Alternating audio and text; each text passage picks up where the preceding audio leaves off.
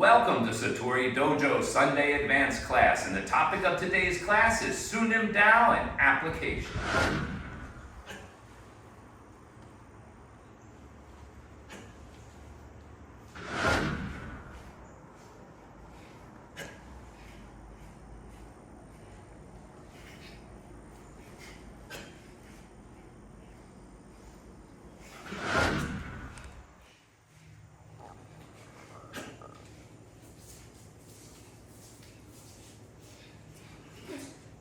Applications to Sil Lim Tao, starting with the Kung Nu Bao. Starting with a push, I'm going to lock those fingers right there, supporting the elbow underneath, and I'm bringing this middle finger to his forearm right here. I'm expecting that this is probably going to slip. I'm going to immediately come into move number 2, where I have my hands, much like a bow position, but they're up around his upper body, so I can pull him 2 inches over his center, and then drop him to his footprint.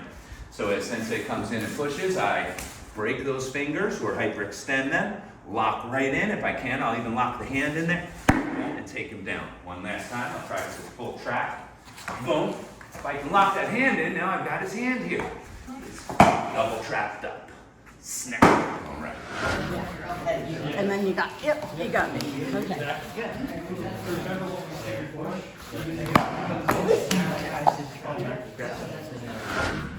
First move of Sil Lim Tao officially is the character 2 adduction stance. We're going to use this as a response to a lapel grab. So just grab my lapels, my hands come up nice and soft, grab behind the head, and boom, there's my headbutt. I could go right into elbows, knees, and finish him right off.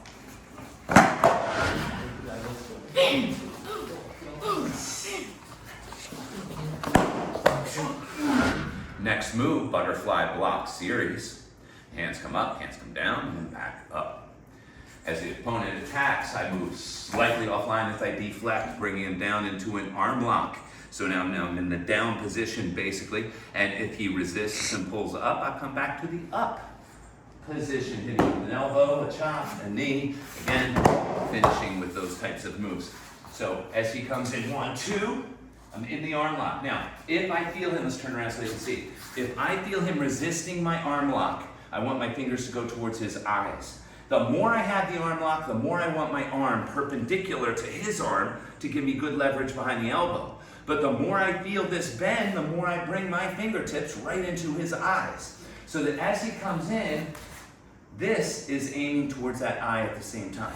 And there's the arm lock, so you kind of have dual things. And if he pulls back, we always just go right with him, right in, right? You don't resist that anymore. And now the punch series into the Huin Sao.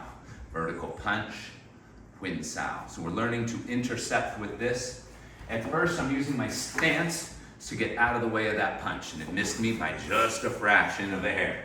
Now, that's great, using my sidling stance, shifting on the balls of my feet and getting to here, but I would also like to have a little bit of insurance. So I use my Pak Sao here to just make sure that that's not going to come across the center. I'm really not pushing him. He's still punching right for that exact spot. I'm just moving and giving myself a little insurance. Now at the same time, this hand is going to sneak underneath and punch him in the face. And it all happens almost simultaneously. Boom! Right there into the face. Now I can Huin Sao, attacking the eyes, punching to the throat, pulling him into my next shot. Or I could come right into some chain punches before doing my Huin Sao. Sensei time comes in, I deflect, and I punch right into his face. There's my Huin.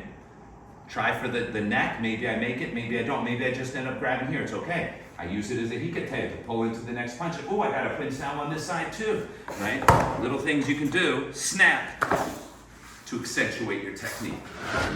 Next series is the Tan Sao, Q Sao, Fuk Sao series. Q Sao, Fuk Sao. So as Sensei attacks, my first move is what I've done before with the intercepting punch, but now I've got the fingers open, I'm attacking the eye right away. Hopefully it's going to make him flinch back a little bit. Either way, I'm automatically expecting this second hand, so I need to open and give it a space to come through so I can block it, handing it to my Wu Sao, so I can strike with my Fuk Sao. So as he comes in again, it looks like this, boom, and as he strikes again, bomb. boom, some underneath.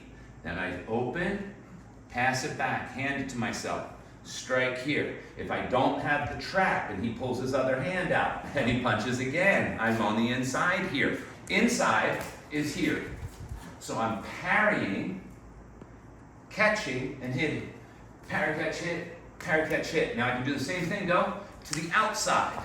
So now I'm working the outside of his body. Parry, catch, hit. Parry, catch, hit. And then I can work the inside and the outside.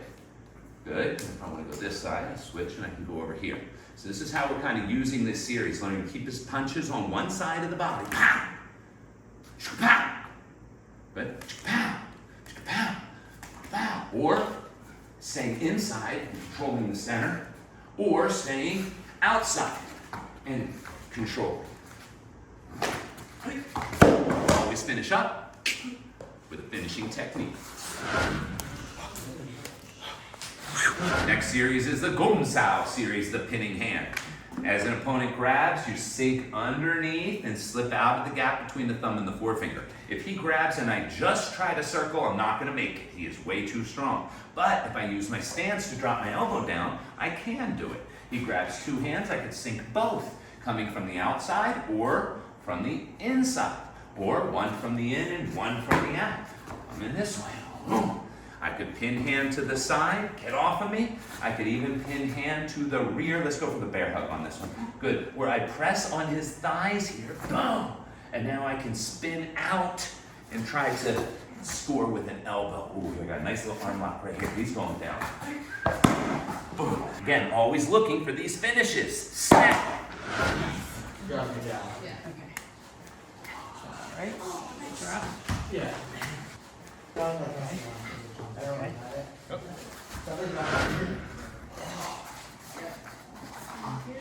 The Gong Sao series is followed by the bar arm series, Lan Sao.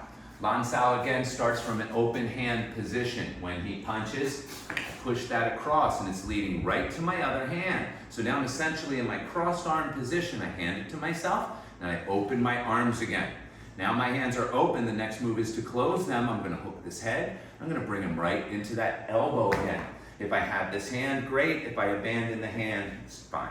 So as the punch comes in, Lan Sao looks like this. Boom, boom. Cross, uncross, cross. Cross, uncross, cross, uncross. Right into your other techniques.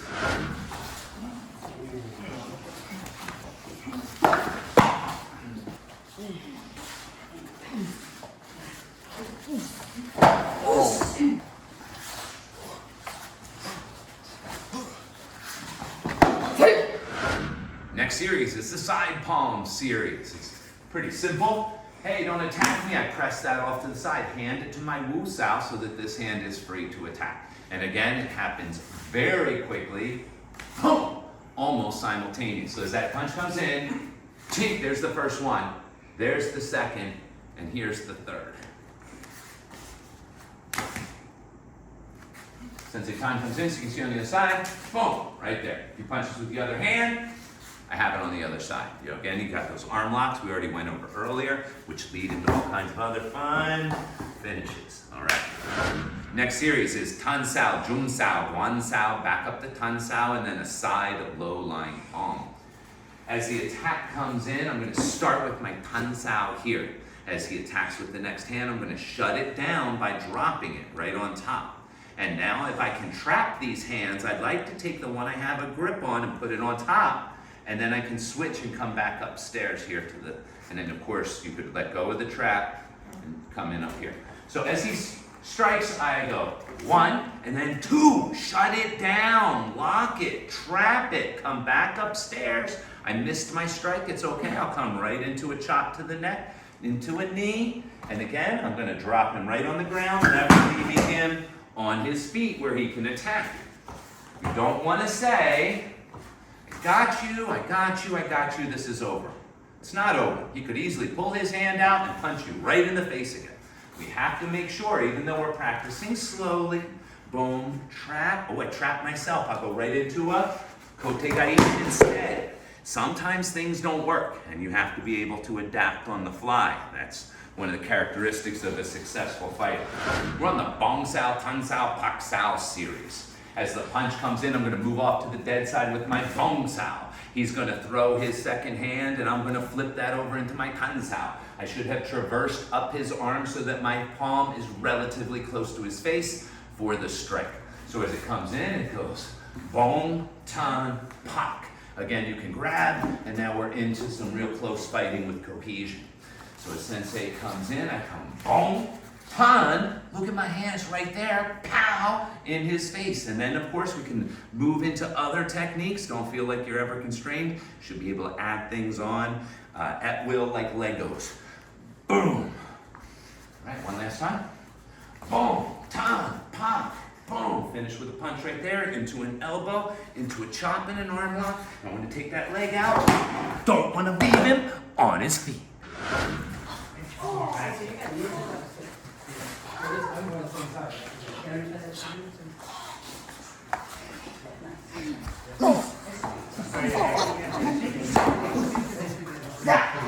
Last moves of the kata, Lut Sao, the freeing hand, followed by vertical punches.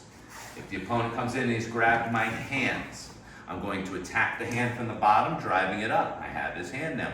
I can do the same thing on the other hand. Boom. And now I've got both of his hands and I'm into a Juji Nagi arm lock. Sensei grabs me right here. I free one, free two, and lock him right up. Now, let's say that this slips. His hand pulls out. Boom, boom, boom, boom, boom. That's where our vertical punches come in. Boom, a little knee lift. So here he comes, he grabs. I looks out one, looks out two. Boom, he pulls out. Oh no, no problem. I know just what to do. Always finish by taking your opponent down and not leaving him in a position where he's able to counter. Who learned some Wing Chun today? Woo! All right, great job, everybody.